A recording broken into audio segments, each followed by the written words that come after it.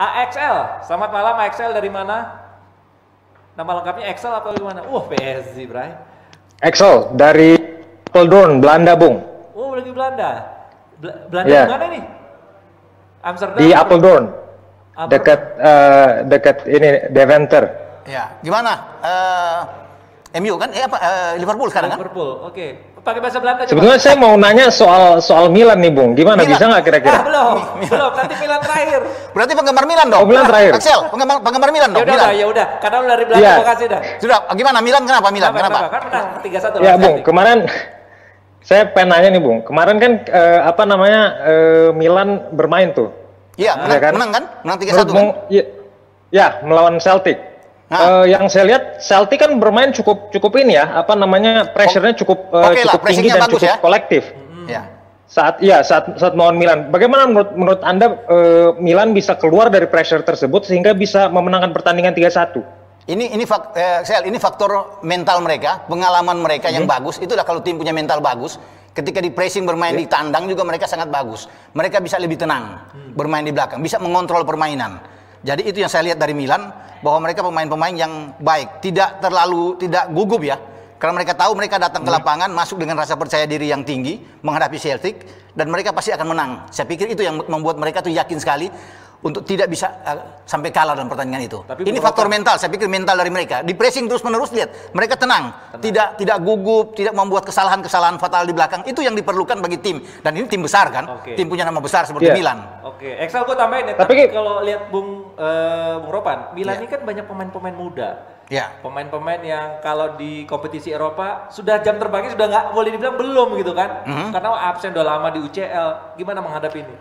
Iya. Ada faktor Ibra kah di situ atau? Loh ya pastilah. Kalau Ibra kan jadi panutan di situ kan. Kenapa dia datang itu jadi panutan. Tapi ini adalah motivasi mereka ketika mereka tampil bagus di Serie A dengan 4 kemenangan ini yang luar biasa buat mereka. Itu yang memacu mereka punya mental mereka, motivasi mereka ini. Yang dibutuhkan oleh mereka adalah motivasi.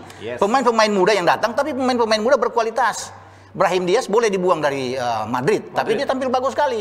Iya kan, kemudian Rafael Leo, pemain yang baik.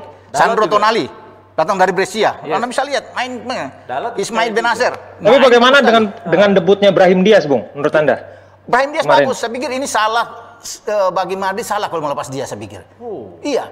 Dan Anda bisa melihat bagaimana Brahim Diaz ketika datang ke Milan.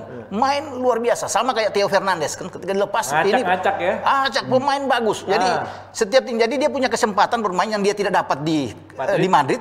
Dia sekarang bermain lepas, dikasih kesempatan sama Pioli bermain, dan dia bermain dengan sangat bagus. Itu percaya diri ini yang membuat saya pikir. Tapi apakah menurut Anda penampilan ini akan terus konsisten sampai akhir musim? Nah, bagaimana? Konsisten nggak sampai akhir musim? Saya pikir ya. Kalau dia diberikan kesempatan kan, yang tidak konsisten kalau dia bermain lebih banyak duduk dari bangku cadangan. Itu yang membuat dia sulit. Maksud saya secara tim, Bung, bukan hanya fokus ke Brahim Diaz-nya aja, tapi secara tim menurut Anda apakah akan konsisten dengan pemain muda ini? Iya, saya pikir ini bagus bagi mereka. Dia pasti akan konsisten ya, apalagi dengan tren mereka yang sangat bagus. Kecuali mereka melakukan start dengan buruk, ini akan berpengaruh terhadap penampilan mereka. Tapi bagus ya. Tapi kita lihat bagaimana pemain-pemain muda mereka termotivasi dengan baik. Termasuk bukan pemain muda, Sandro Tonali kita bisa lihat, pemain yang sangat baik. Benacer, pemain bagus. Semua berkembang dengan baik ya. Tentunya di sana ada seorang Ibra yang menjadi panutan, saya pikir. Pemain tua, saya pikir itu bagi mereka. Dan mereka pasti akan konsisten, saya pikir. Mereka akan selalu bermain dengan baik. Dari pertandingan ke pertandingan mereka tidak akan mungkin. Mereka akan mengembalikan. Ini mereka punya pamor mereka kan yang 9 musim. Soalnya saya teringat ini, Bung. Sorry motong. Tapi saya teringat kata-kata Allegri.